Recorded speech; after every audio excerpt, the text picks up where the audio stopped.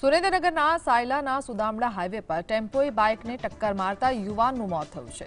થોરિયાડી ગામ પાસે પૂરપાટ ઝડપે જતા ટેમ્પોએ બાઇકને ટક્કર મારી હતી, જેથી તેને સાયલા સરકારી હોસ્પિટલમાં સારવાર માટે ખસેડાયો હતો।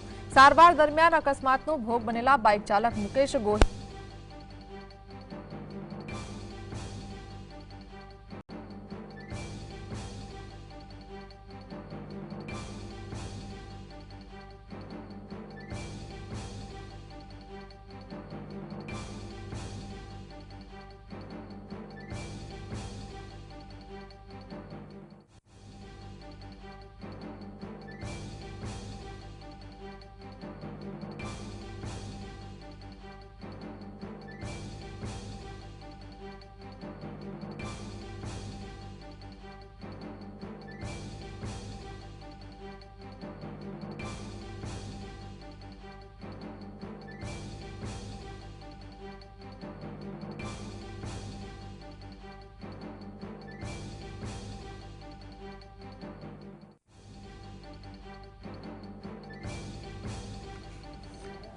સંવાદદાતા વિપુલ જોડાયા છે। જી વિપુલ, શું જાણકારી?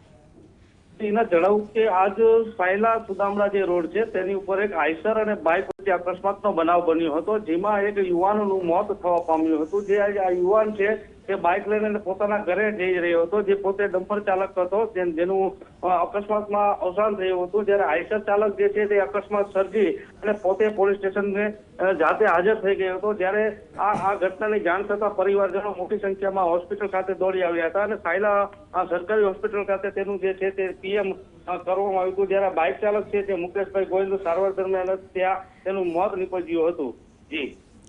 જી, આભાર।